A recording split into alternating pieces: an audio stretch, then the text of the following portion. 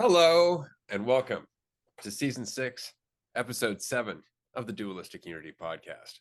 I am starting this episode. I am, in fact, the start of this episode. And why? I have no idea. I have no idea why. And that has been a big part of my experience lately, has been this void of potential that I sit in from moment to moment to moment. And lately, when I'm speaking, it's like I'm not speaking, but rather I am the experience of speaking that must happen in whatever moment it is happening.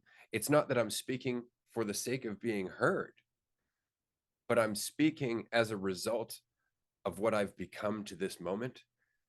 And in fact, the speaking is facilitating what I am becoming from moment to moment. And when I say I'm becoming, I don't necessarily just mean Ray, because just as I am the start of this episode, I am the entire episode, listener and speakers combined.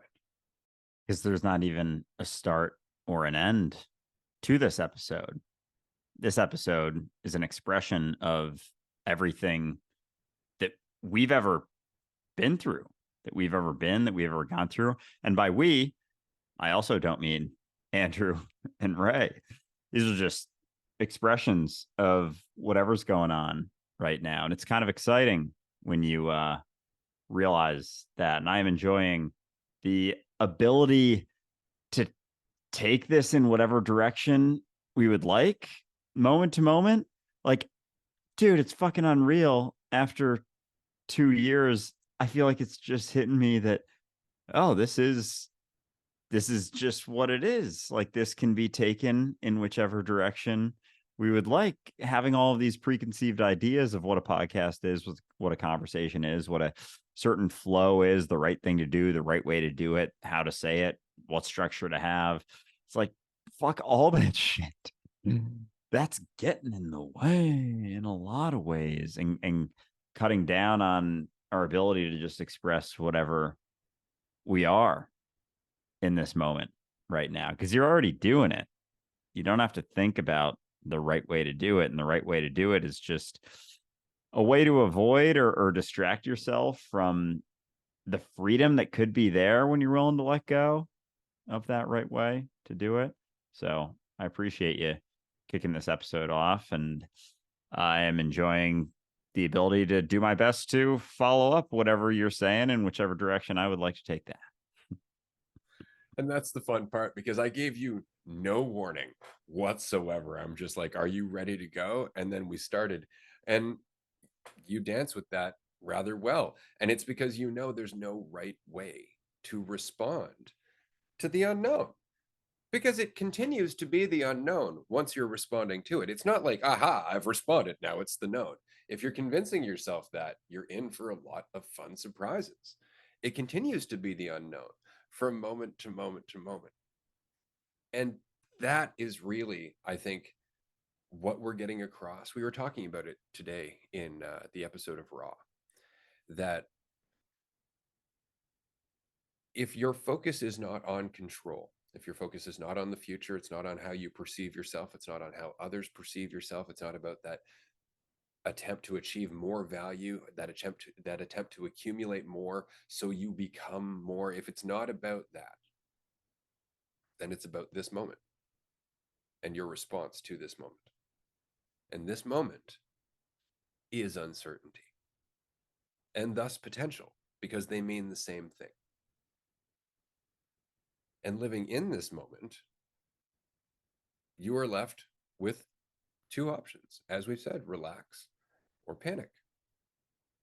But if you relax, what you're doing is you are contradicting, just by virtue of the mentality you're in, the entire world that is based on the attempt to control. And that's all you have to do. And that's why every time we have this sensation that we should be out there saving the world, we are actually perpetuating the world as it is right now, because that comes from a place of control, a place of identity, a place of arrogance. There's a lot there, a lot of assumption about what saving means, about who you are, about how you're going to save it, as opposed to just being the world. which means surrendering control and focusing on your response to who and what you are right now. And when that becomes your priority, everything else does kind of fall away quite a bit. And there's this sort of, I don't know if it's attentiveness, focus, whatever you want to call it. It's like there's less even of a consideration of trying to hold on to something. And don't get me wrong, I try and hold on to shit all the fucking time and will grasp for that sense of control from time to time. But when you're in it, when you are relaxed, the thought of trying to then control it just isn't at the forefront. Sorry, so much anymore. And yeah, who the fuck am I apologizing to? Ray, I guess the listener. I don't know. Yeah, I burped. It happens. I'm drinking okay some with it. carbonated stuff. Yeah, cool. So it starts to fall away. And so in a world, the burp in the way of the point, which I didn't really have anyway. And that's kind of the other incredible thing, because we were reflecting on this earlier today, or at least I was in our Twitch stream, about how there was a point in my life where I wouldn't have been able to go into a situation without a plan, without some preconceived idea of what it was going to be, how it was going to go. But with that comes an expectation, a right way for it to go, a wrong way for it to go, the hope that the right way happens, the fear that the wrong way happens. And so I always thought it was just, all right, just keep making sure you do the right thing. Just keep doing that, and then you're good. Then you keep going, then you keep progressing, and then you keep building, and then you keep becoming more and more and more and more and more. It's like, and then what? You're the most relative to what? Just your assumption. And so that was always, that comes with that though, oh, just avoid doing the wrong thing and keep doing the right thing. And I never even considered that there might be another option, which is fuck both of those. Like, maybe there isn't a right or a wrong. Maybe all I have is this spot that I'm in right now and making the most of this. But this comes from me. This isn't coming from my preparation. It isn't coming from my ideas. And it isn't coming from my assumptions. So, if you want to hop on an episode with no idea what you're going to do, pop a couple gummies beforehand, smoke a little weed, and just see what happens, see how it goes, because there isn't a right way. You're not going to be able to figure out how it's going to be received, how someone's going to hear it, or what state of mind they're going to be in when they listen to it or resonate with it. And all of my assumptions always came from just my own ideas of how I would hear it if I was listening to it, what I want to hear. But then it's like, it's jumping ahead of the situation to try and be the thing that I assume I should be, as opposed to just allowing it to happen. And that's very far from prioritizing my experience here and now. And like the ability to do that and just relax and just realize that if there is no right or wrong way, I might as well just step into it. I might as well just see what is expressed right now. And there's so much less weight, there's very little pressure in that. But it's not about getting to a point like I always assumed. It was just keep doing the right thing, just get really good at doing the right thing. And then what? You just have to keep doing the right thing forever. It sounds exhausting. It also sounds like you could fuck up at any point, and so it sounds terrifying. And I think that's the point, is it's the mentality that there is a right thing that creates the ongoing stress that eventually contributes to somebody doing what would be otherwise obviously an act of cruelty or ignorance. And what I mean is simply the fact that when you are thinking about what the right and wrong thing to do is, and thus thinking about yourself and others by virtue of thinking about yourself, whether or not they're doing the right thing, whether or not you're doing the right thing, that whole world of comparison and judgment and all that fun stuff, as soon as you're in that, you're just frankly not thinking about how other people are feeling. You're thinking about whether they're doing the right thing or the wrong thing. And so there is immediately less empathy, but there is more of a sense of control. And that's what's so terrifying. We have somebody right now that we're talking to who every time we have the conversation about responsibility, they just keep asking, but what's the right thing? Tell me the right thing. What do I do now? It's like, well, live. And that's it. Just be here and stop judging your progress. But they can't understand that. They won't currently understand how that makes sense because they're not doing it. They want to have that sense of control. And the alternative is sensitivity, which is an entirely different way of experiencing things. It's like the difference between swimming out into the ocean versus floating and feeling the waves before you decide which direction you're going to go. Like if you were lost in the ocean with no sight of land, the only thing you could really do would be try to feel the currents, right? Try to figure out where you're going, right? If you were to just paddle out into nowhere, let's just say you're not swimming. Let's just say you're in a boat. So you have more time and you're not just going to drown. Let's take the stakes out of this, okay? What I'm saying is that you're on the ocean, you have no sense of direction where you're going to go. Just to feel like you know where you're going, you could just keep paddling in a direction and get fucked up by the currents. Because regardless of what direction you think you're going, the currents are going to mess with you. Or you could actually try and get some wherewithal of the current system and the direction, or in the different directions around you, and then try to make a decision. Right? But then at least you're being informed by the currents, not only by the currents, but by the weather, because that's messing with you too. But if you were to just go, I need to be doing something, I need to go somewhere, I need to find the right way, you're not in a state of mind where you can consider all of the considerations around you, where you can consider the environment. And more importantly, in the case of not being on the ocean, but actually being surrounded by people, you can't consider other people. And so I always find it really interesting because when we say you have to let go of this idea that there's a right and a wrong, immediately people are like, well, what about evil people? What about people who hurt others? How do you think they got that way? How do you think they became so lost in themselves and the idea of themselves and the justification of what they have to do that they're able to hurt people through a lifetime of believing in right and wrong? And I'll say straight up, a big part of that was Catholicism, Christianity, and not just Christianity, but religion as a whole. It reinforces this idea that there is a right and a wrong. And you could say, well, yeah, no, maybe it doesn't. Yeah, it does. And there's a God's way versus a way that's not God's.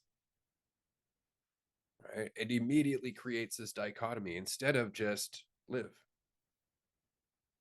Give us this day our daily bread and forgive us our trespasses as we forgive those. Like what you're talking to is yourself. And it's like, all right, let's just face the day and forgive people as they come across me, because I'm sure they're going to forgive me. If just let shit go. Like if you look at it as a self-dialogue and remove the whole aspect of God as something that's watching over you and saying you got to do it this way, then all you're really looking at is the revelation that you're connected to everything. And how you treat yourself is how you treat others. But it's not as simple as how you treat yourself. Buy yourself some flowers because I'd like that. It's not that. It really just comes down to, I guess, the more intimate connection with yourself. Like if you could imagine holding somebody that you love, hugging them close. Now imagine being disconnected in your head, somewhere else, possibly resenting yourself, judging yourself, thinking about something else. And you're still holding them, but you can't really feel them.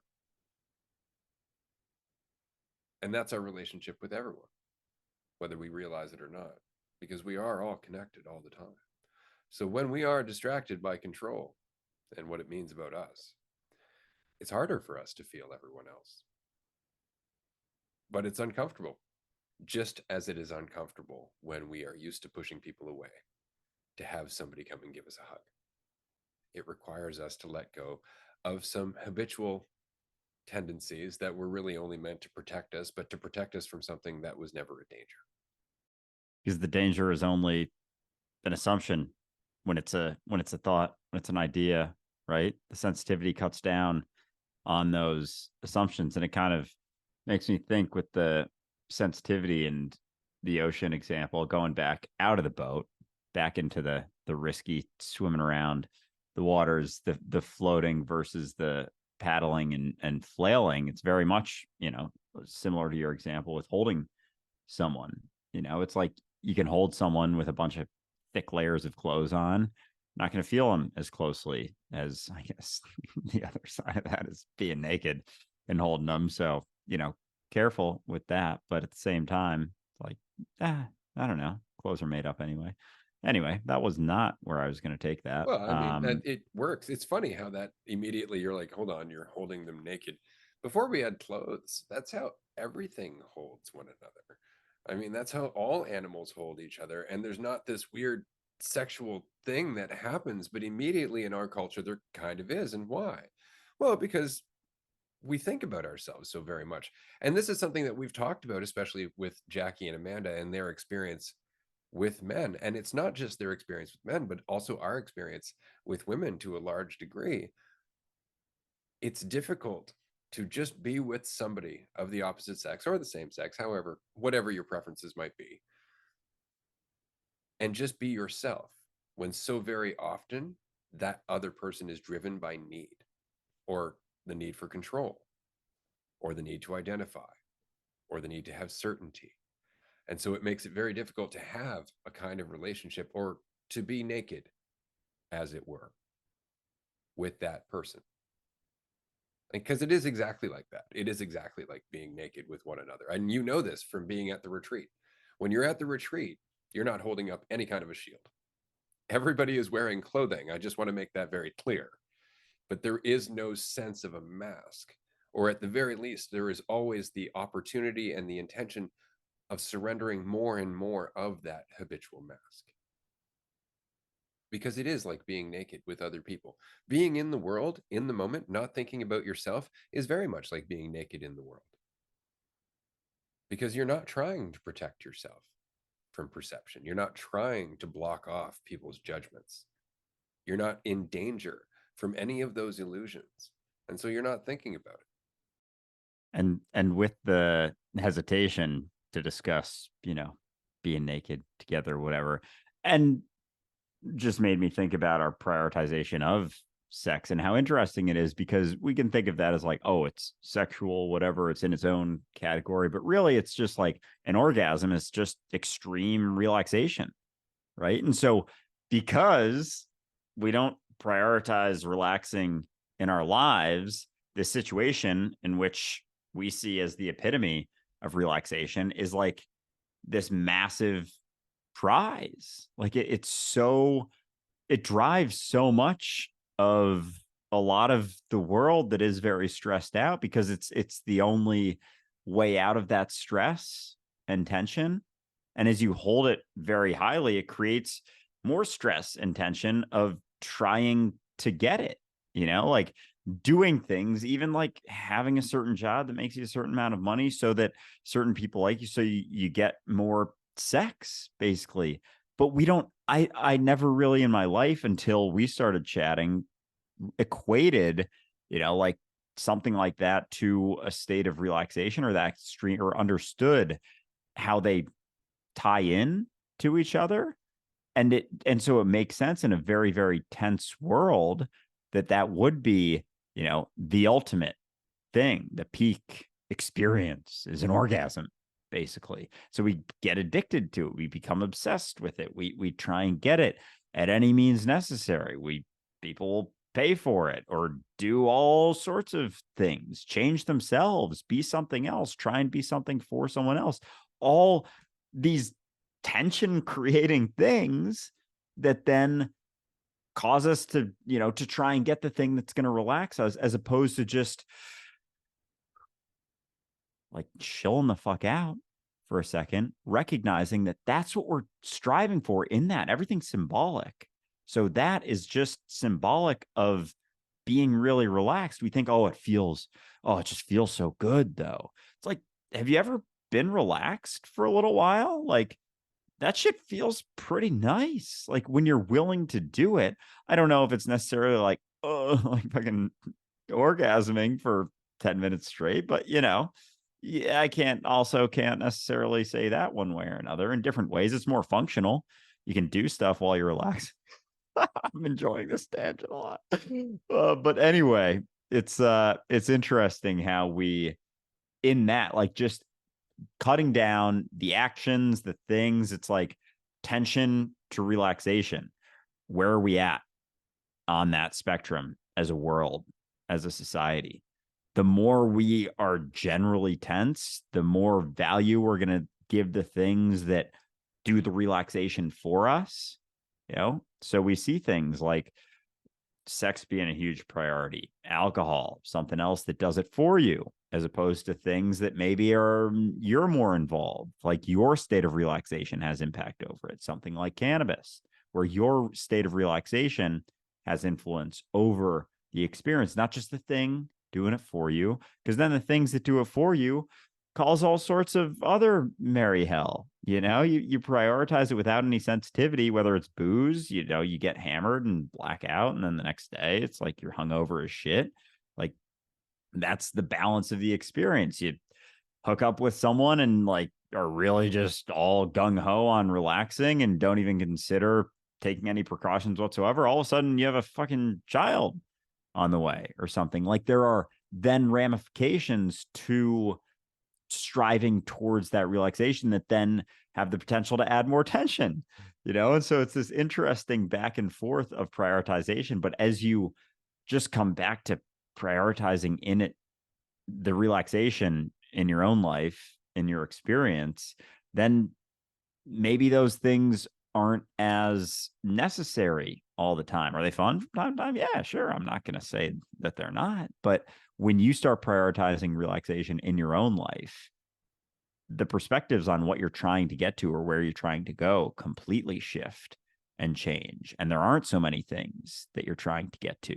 And then that deepens your state of relaxation just a little bit more. Oh, that was a good point. Absolutely. And it really just changes the entire focus of things when you break it down to the fact that we are primarily driven towards moments where we feel like we can be ourselves and relaxed. Right. But on the other end of the spectrum, our ability to appreciate the thing that we're doing to relax is going to be diminished by how much we are dependent on it to relax us.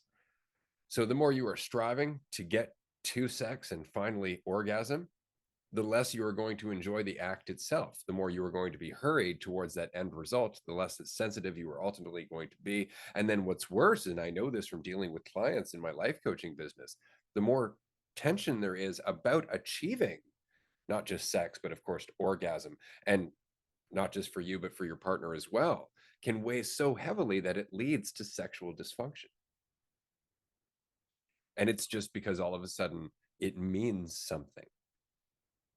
It is a path to a feeling or a path to a perception of oneself rather than relaxation being the underlying focus in your life as a whole.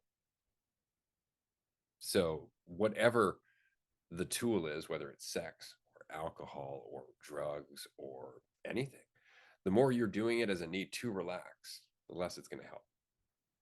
Until eventually you're doing it to an unhealthy degree and you're not appreciating it or enjoying it at all. And that's when it's a need. And it's almost like the baseline. Sorry. Again, not sorry. I'm not sorry I burped. Yeah, fucking first, man, get in my train of thought. And then yeah, baseline. So then as it becomes a need, it's not so much a amplification of the relaxation, but it's like getting you back to base experience. Like, your experience sucks until that point, and then it's like, okay, I can chill for a sec. Oh, and it's gone. Oh, fuck. And then you come tumbling back down.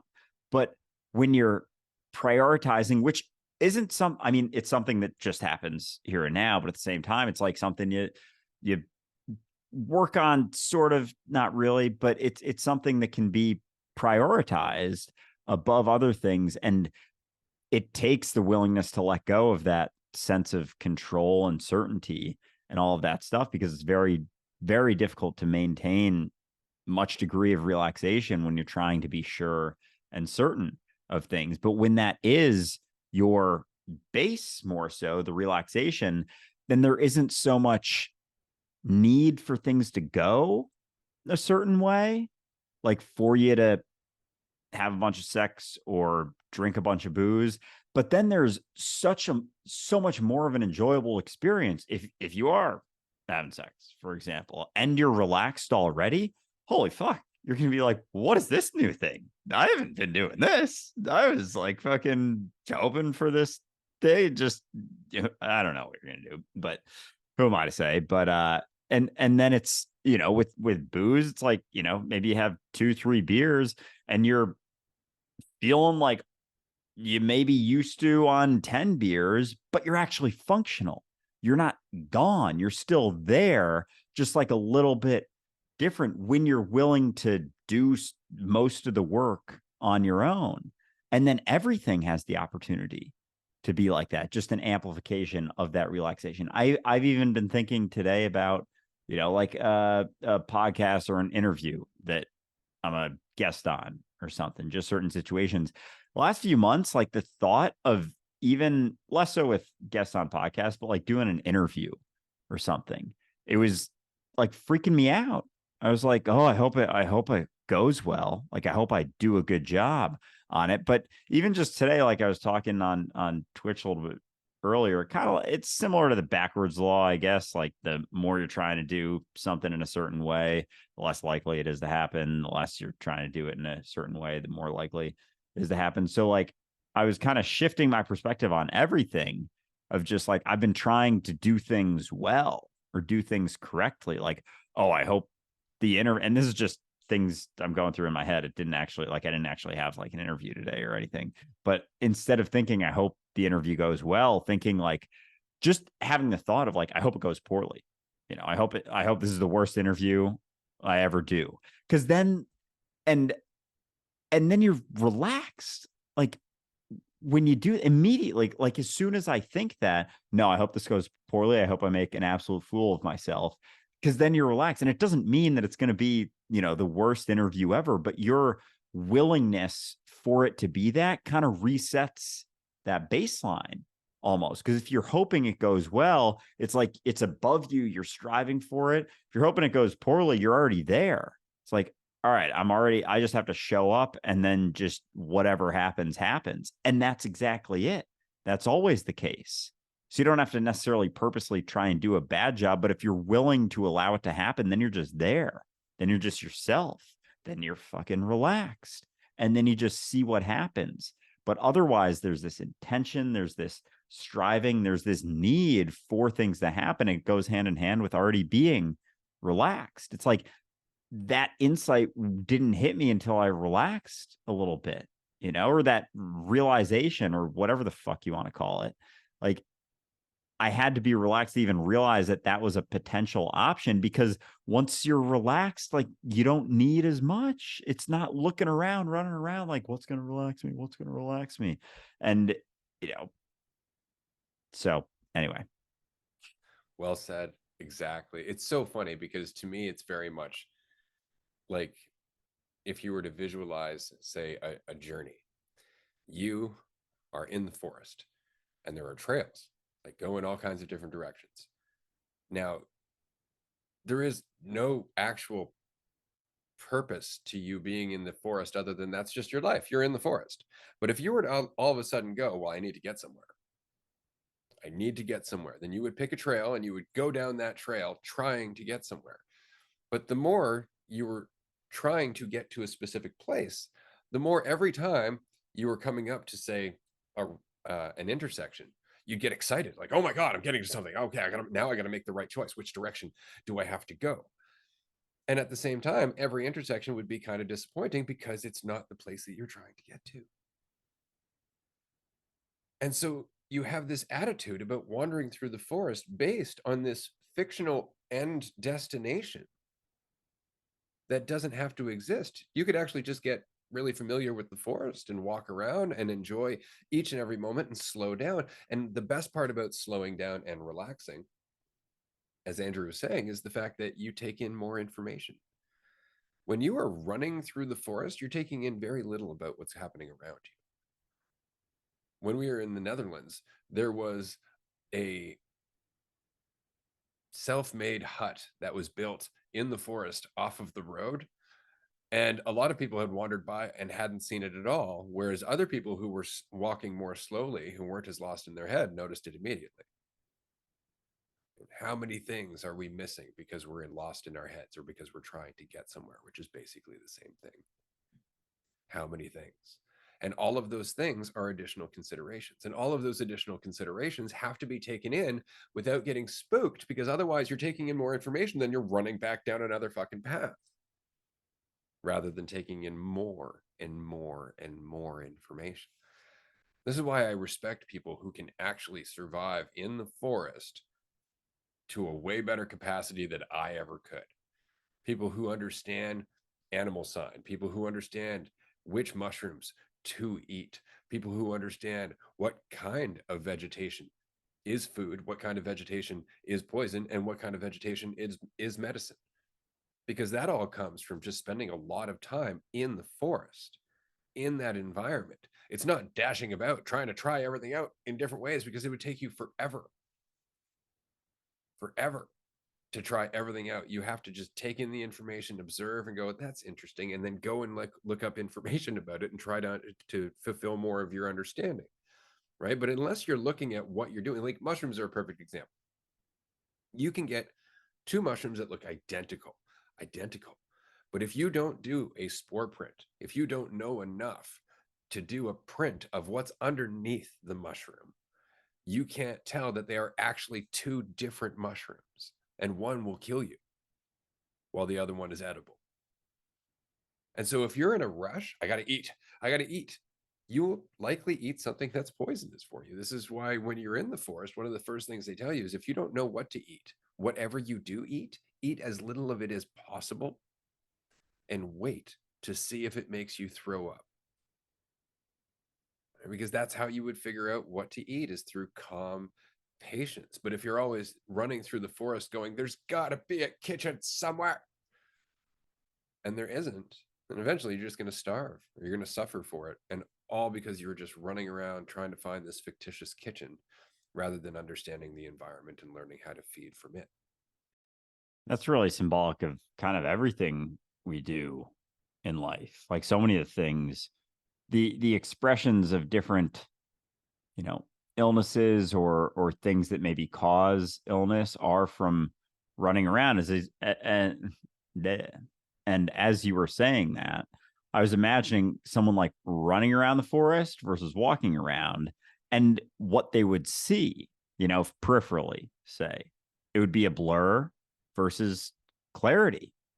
So like as you're running, you know, the faster you run, the blurrier it gets, the more you think you need to get somewhere else, despite never actually being anywhere else.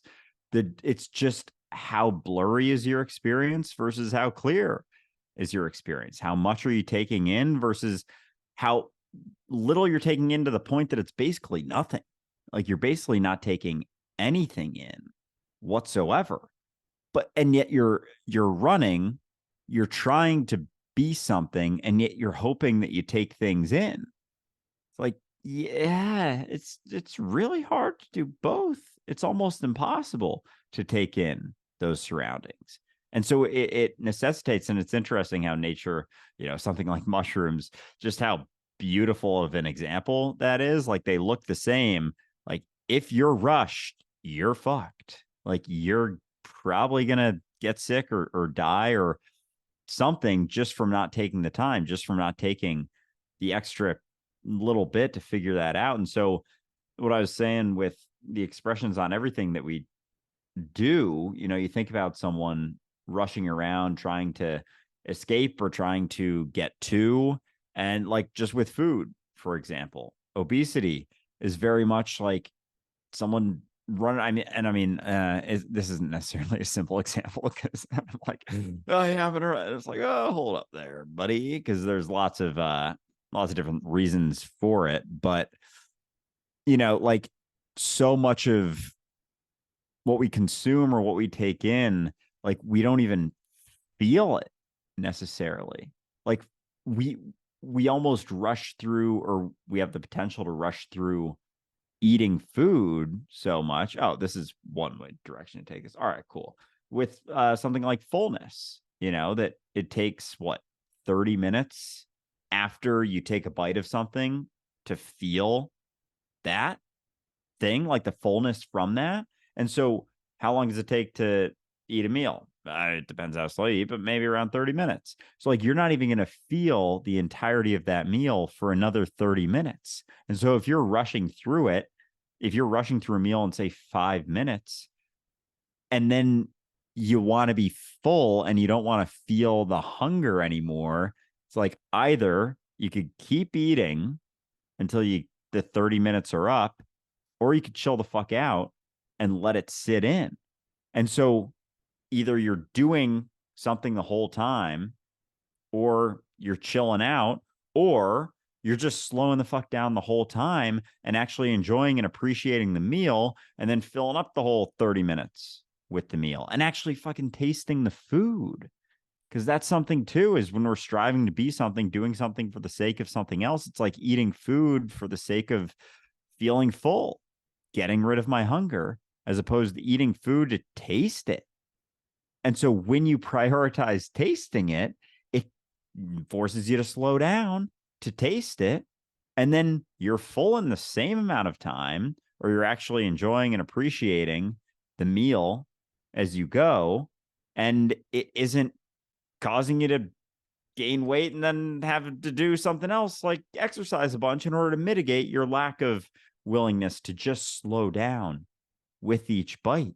Like, if you prioritize that, you don't then have to do all of the things to counteract your unwillingness to just slow down and appreciate the flavor. It's so funny because I know we've talked about this previously, but it really just comes down to the same old thing we've been hearing our whole life. Slow down, relax, be yourself, pay attention. And that's it. And it's just so gloriously unsatisfying because it doesn't give us any sense of control. It doesn't give us any sense of what's going to come. And so our mind is like, well, how can I relax if I don't know that I'm going to be in control? If I don't know what's going to happen, if I don't know what the end result is going to be in that, I don't know if it's going to be up to my standards. How can I relax in the face of uncertainty? And the answer is ultimately just to accept that there is nothing but uncertainty. Like, now you have no choice. It's like, it's going to happen whether you like it or not. What's your response to something that you have no control over? Right? But it's the acceptance that you have no control, that there will always be uncertainty. And I know people will say, well, no, but you can be certain about certain things. It's like, yeah, but only to a limited degree. Like in our movie review of Kung Fu Panda, right? The red panda, Shifu, was saying, well, I have certainty, I have control. If I plant this seed I can decide where I plant this seed in the ground. And Uguay was saying, right, but it doesn't matter what you want it to be, it's going to be what it is. It's going to be a peach tree. You could want an apple tree or an orange tree or anything like that. It's going to be a peach tree because that's what it is. You don't have total control. And that's something that humanity really has a problem with because we're so fucking clever. It's so very easy for us to have a sense of control, but only in short-sightedness. Like, for example, currently we're thinking about electric cars. The latest rage is electric cars. Electric cars are going to save us. Electric cars are going to change the world. Electric cars, electric cars, electric cars. Nobody's talking about the mining process that goes into the batteries that electric cars run on, or any of the runoff from that, any of the toxicity that's created by that process. Because again, we don't really want to. And it's not that nobody's talking about it. It is something that is being brought up by a lot of people. It's just something that's being ignored because, frankly, it's an uncomfortable truth. And we really don't like those. We just want somebody to say it's going to be okay. And then when somebody comes over and goes, yeah, but what about this? We go, shut up. And it's because we want to be able to come to a point where we feel better about something. And that can become a driving need, especially when you're lost in the forest. Until you recognize the only reason you feel lost is because you don't recognize that you belong in the forest.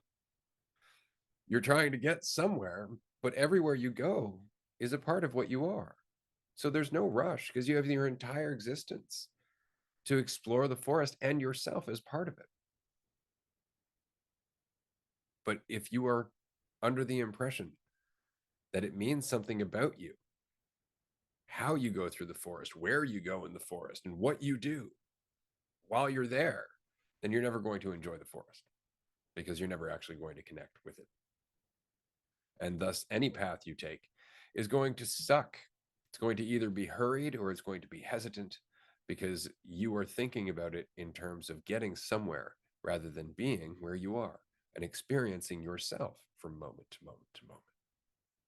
I have no idea how we got into the forest analogy. I'm just glad that we got there. This episode should be called Sex and Forests. I fucking love it.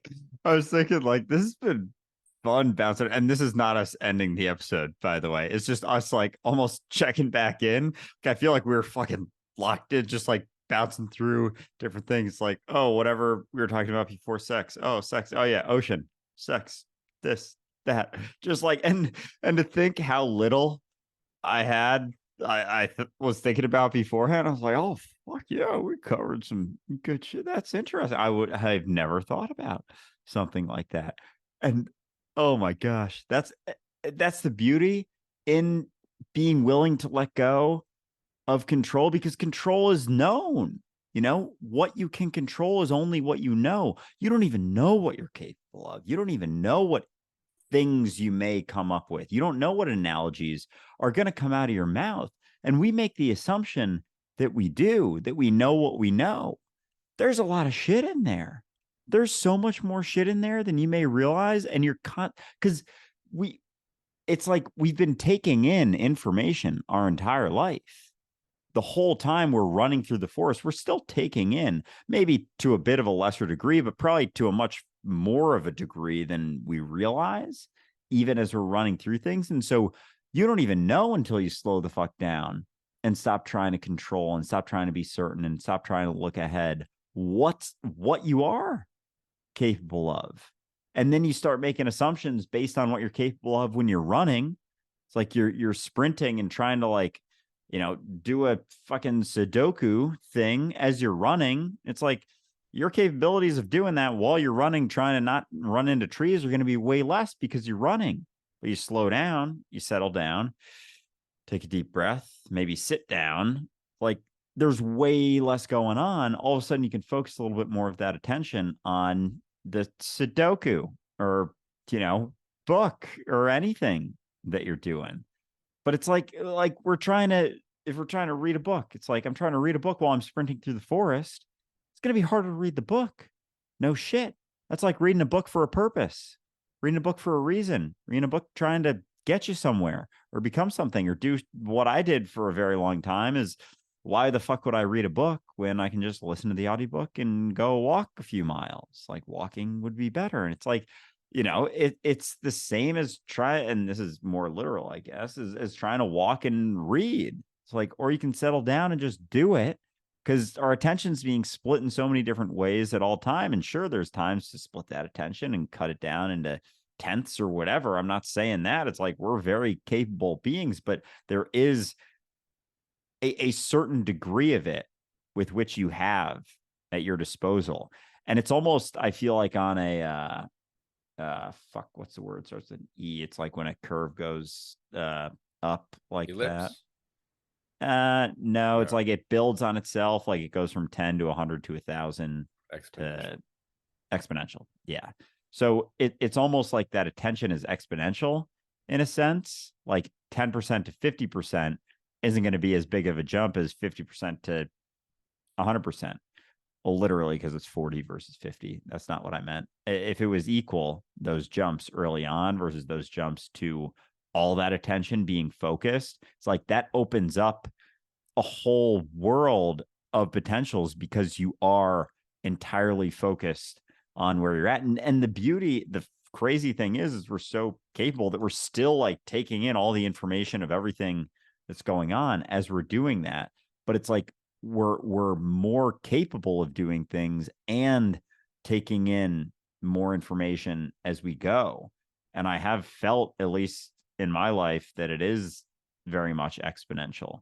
And the more I split into, walking and reading at the same time versus just sitting down to read, there is that potential to take in so much more and really get the most out of each and every experience. And what the fuck else is this about than making the most of your experience right now? Which is always a balance. It's funny because we're talking about the forest and the difference between just being in the forest versus trying to get somewhere. And that's lovely. But on the other hand, your job, your work, paying your bills, paying your rent, doing all that feels like you're very much going in a direction, trying to get somewhere. And if you don't accept that, that's just going to be the cycle that exists until you find a way, if you want to find a way, to not necessarily live in that cycle, to find a way out of that cycle. But otherwise, it's just a cycle. There will always be cycles of inconveniences and all of that other fun stuff. Where the fuck was I going with this? Shit, what did you just say before this? Sorry, I just taking hold on. The fuck, Yeah, just no, like, I'm good. all right. Okay. So keeping that in mind, where I'm going with this is essentially that if you have to make a decision like, well, I'd like to take a walk, but I'd also like to read a book, you're making a decision, but you have to find balance in that. Like a lot of times we take a walk because we want to maintain our health. Well, there's a lot of things to consider in terms of your health. It's not just taking a walk. Sometimes it's stretching your mind. Sometimes it's expanding your mind. Sometimes it's exercising your imagination, giving yourself a moment's quiet. So, right there, maybe you have to make a trade. Maybe instead of going for an hour's walk, you go for a half-hour walk and you take a half hour to read. The point is, it's not about getting somewhere, it's about fulfilling yourself moment by moment by moment. And there is no right way to do that. You're always going to be trading something. Because if you're out having fun, then you're trading that time for something that you could have been doing productively. If you're being productive, then you're trading that time for something that you could have been doing that's fun. That's an overly simplistic example. The point is that you can't do all of it all the time. And so sometimes it's worth it just to read, especially if you're resistant to reading, especially if you're resistant to slowing down, because that's ultimately what being resistant to reading is. It's being resistant to just slowing down and letting things happen at the pace that they are going to happen. And this is why people tend to skim. It's because they're really trying to get through to get to the end. And that ruins so much of the story, because you'll find in what you're reading, the more you get into it, the more you allow it to unfold, the more your brain gives you more in terms of scene and scenery and context and voices and depth. Because as with everything, what you put your attention into grows. It's just like anything else. So if you're putting your attention into yourself, you will always grow. Whereas if you are putting your attention into some fictitious end result where you are more, then it's going to hinder your growth. And it's interesting on that point because today I felt a little more relaxed than I have maybe last couple days. And my day kicked off with me having an alarm set. And the last couple days I've snoozed that bitch a couple times. And today, not that this like makes or breaks my day necessarily, but today I was like really, really wanted to do it. And I was like, I really want to do this. Let's do something other than the thing that I really, really, really want to do right now. And it sort of snowballed because it was like, I don't have to take that as seriously, that perspective of what I want or don't want to happen. Because then I just relax a little bit more almost immediately. And so it's funny with the reading, dude, because it's just called me out so hard because and so many people too. I'm not saying that. I'm alone in not wanting to read as much, but like fuck, I was saying on Patreon before, like I don't think I've read a full book, like sat down, turned the pages, like non-audio book, none of that shit in like 10 years, like minimum. Like it might be more than that, just because it was like I anytime I did, like it's not to say I haven't quote unquote read books, but they've all been audiobooks past because of course because of course you can do those things, but then fucking walking, like I have actually gotten into running recently and do enjoy it, but like have not been, and it's funny with that too, because like in the past I would have been trying to be the fastest person in the world, basically. Like I wouldn't be able to do it without setting goals and doing things, and I just do it to enjoy it. It's something that I've noticed things in my body, imbalances, whatever. I get high most of the time. It's a fun time. And but I go pretty slow. Like I enjoy the run. Like maybe I can see a little bit more of a city that I'm visiting if I jog it. And again, it's like that literally is running through the forest versus not, but it's shifting experiences. So anyway, not really exactly the point I was going for, but with walking, and I used to walk a lot and like spend a lot of my day walking, which I love doing and I still love doing it. It's not to say that I don't still do that, but it was partially to, maintain weight in a certain way, or it was for that purpose in a lot of ways. Like, oh, I can get 10 miles in, that's about 1,000 calories. And therefore, if my BMR is 1,900 calories, then that means I can eat 2,900. And then I want to maximize that because I want to maximize my fullness. And so I'm eating high volume foods and blah, blah, blah. Instead of just slowing the fuck down and tasting the things that I'm eating and being involved when I'm eating the food. Because, like, for me, it was a lot of eat a lot, exercise a lot, eat a lot, exercise a lot, as opposed to just slowing down and not having to eat as much. And I got to tell you, like, the last couple weeks, and partially to do with our conversation about sugar being a drug, I'm like, yeah, that's probably close to as big of an addiction as thinking about myself has been throughout a lot of my life. But shifting to that perspective, like, oh yeah, it is a drug. Like it is a substance that then causes you to, it gives you that instant gratification that then you feel more shitty for later on. But so anyway, I've been eating less, like, because I am eating more slowly. I'm actually feeling things. I have just more energy in general. There isn't the thought of like, how much have I eaten? Like I was very much, I for a few months in a row, I tracked calories like a few years ago. And then I always kind of kept it in mind to some degree. And like more recently, I haven't been. And it's just been enjoying the meals, whatever I'm eating, just like really getting into the fucking flavor. And it all has to do, I know I've said this, like, I think I've used this in like 3 examples today, like flavors and food and eating and slowing down. But it is a decent chunk of our day, and it just is slowing down. Like that's all it is. And so many of the things we do are products of rushing around and the time that we spend doing things, like I eat a bunch, so then I got to exercise a bunch, or I could eat a little less, exercise a little bit less, and then have more time to do other shit.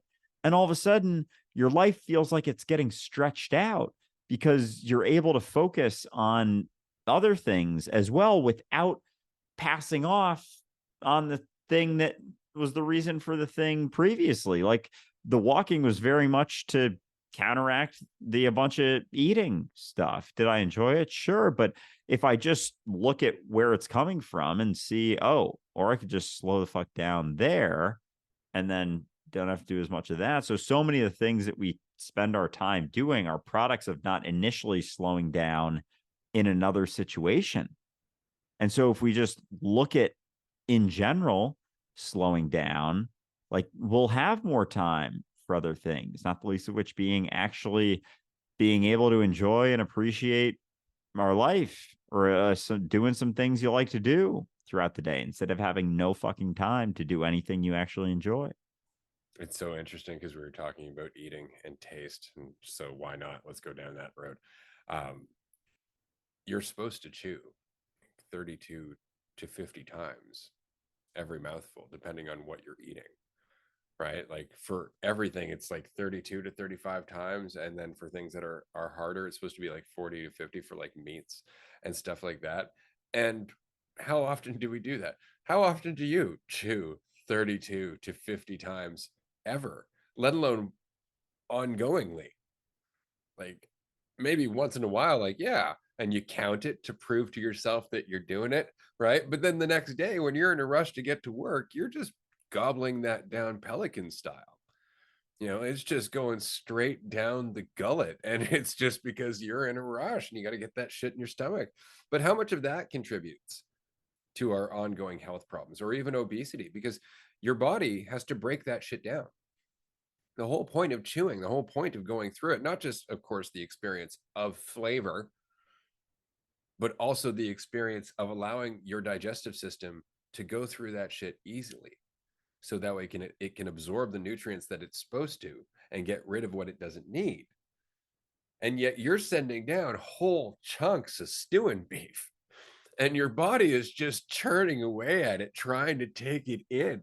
And it's probably not doing it well. And then, of course, because your body's not doing it well, you want to take in more food, and you're just shoveling it down. And so your body's constantly going through this backed up process of just trying to get it out. So it's doing exactly what you're doing, just trying to get through rather than taking its time to really take in the nutrients, to take in the experience, to take in the time. And it's funny because I know I had heard this when I was 6, 7 years old by my grandfather. You're supposed to chew up to like 30 times. And even back then, he looked at me and admitted, I don't do it, but you're supposed to. And so it's really important to recognize that while we can idealize prancing through the forest at a leisurely pace, it is also true that occasionally we will become afraid of the darker shadows behind us in the forest, or we will suddenly become enamored with the idea that somewhere in the forest is better than anywhere else, that we stop being who we are at that place and become someone else entirely. Once I'm there, I won't deal with all this shit. It's always going to be the same forest. It's always going to be you in the forest, right? And so it's important to remember that. You can idealize how simple this is, but you can recognize it's not. This is an ongoing habit. The knee-jerk tendency to assume control, or to assume that thought's going to help us, or to assume that something is better, the knee-jerk tendency to think is not something that we're going to get over all in one go. I don't think it's something that we actually have to get over so much as just understand. Because at least if we're understanding it, we're questioning it as we're making that knee-jerk reaction, which changes it entirely, right? Very much in the same way that we were talking about being aware of your tension. Accepting your tension is how you relax, whereas trying to relax is very stressful. Well said. And so it very much is almost like we are in that forest in a spotlight, in a sense, but like not a small spotlight, like a decent sized spotlight, or at least this is the imagery I was getting as you were talking, and everything else is kind of dark. And so our world, society, reality, whatever you want to call it, is all the things going on in the light, the things we can see telling us where to go next. But like, there's not a path out of that spot. There isn't a set direction. There's just guesses. They're like, no, that way. And it's just as much darkness no matter where you look, all over. And there's people telling you there's things going on in the situation, things you're seeing, which again are just assumptions. So I don't even know. Maybe it is just a spotlight on you running around, and the only thing that you know with an ability to, there we go. All right. I was like, I have no fucking idea where I'm going to take this next. And so with the ability, as you slow down, to adjust to the darkness a little bit. We've talked about this before previously, but in this example specifically, when that spotlight's there, you can still see at least a bit around you when you're willing to slow down. But again, it's like running versus chilling the fuck out. It's like, as you're running, you never adjust. You never get that sensitivity to what's going on that can then inform at least the next step. At least you got that. At least there's a direction that maybe makes a little bit more sense than another. Still not certain at all, but it just makes a little bit more sense than when you're running around and don't see anything whatsoever. Just hearing things, being told things. This is the this is the best direction, validate this. It's like from someone feeling super shitty, and there's like, just make me feel better by choosing the same thing that I chose and doing the same thing that I did. And yet they're in the spot that, they were hoping not to get into, or suffering, and they're just dragging you with them. It's like the person drowning is going to grab onto someone else despite them just drowning. Anyway. And so anyway, wrap that one up. Settling down allows your eyes to adjust and at least inform, the next step or two. At least you can get a sense of that, a feeling of that. But as long as you're sprinting around, you never gain that sensitivity to what's maybe nearby. And that's really a big part of it, right? Is gaining clarity. The other part of it is not being influenced by fear and need. And that really is it, because at least then if you stop and you allow your eyes to adjust, but you're still focused on getting what you want or running away from an experience, then you're still going to be biased in how much you're taking in or even what you're willing to look at. And so it really does come down to just being able to identify why you're trying to get anywhere, and not understanding that the forest is the fullness of your experience. The forest is not something that you can get out of. The forest is you. It is your consciousness. It is your experience. It is the ongoing experience of you. And as long as you are trying to get somewhere in order to get out of it or change the experience of it, not only is it difficult to gain any clarity, it's difficult to make any choices that are genuinely yours and not influenced by some fictional fear or some fictional need. And that's the nice thing about clarity, is that when you are coming from a place of self-responsibility, you can do whatever you want. There is no right answer. There is no right path. There is just the ongoing experience of responsible clarity, which means it doesn't matter which way you go in, you're going to make the most of it. And I think that is a fantastic spot to wrap up this episode. This has been a blast. I really enjoyed feeling the whole episode is kind of the build up for this gummy for me as we were going. And now it's like, oh yeah, definitely feeling it. But it's funny too, because I almost felt it as soon as I ate it, in a sense, because it is just symbolic of relaxation. Like if you're willing to relax, like with so many things, if you're willing to just chill the fuck out for a sec, that's the experience that it's getting you to, or showing you the potential for. And so anyway, this has been a lot of fun, and really enjoyed back and forth. Absolutely. This has been a lot of fun. What it reminded me of, quite frankly, is a psychedelic trip where you are just hanging out with somebody and shooting the breeze, and it is a non-linear conversation in the extreme. It all revolves around some insight about your own personal being, but there is no direction that it is going in per se. And there is no point to it other than having the conversation, which is why it's so much fun and why you can get so involved with what you're talking about, and hopefully why it was so much fun to listen to. Hi, listener. We are going to wrap up here, but do remember, if you would like to join us for a conversation like this in person, come to one of our mini retreats. We've got one coming up in April 11th to 15th, and we have another one coming up in Virginia Beach from February 1st to February 5th. But yeah, this has been a blast. A free-flowing conversation that was probably one of the most fun that I can remember doing in a long time.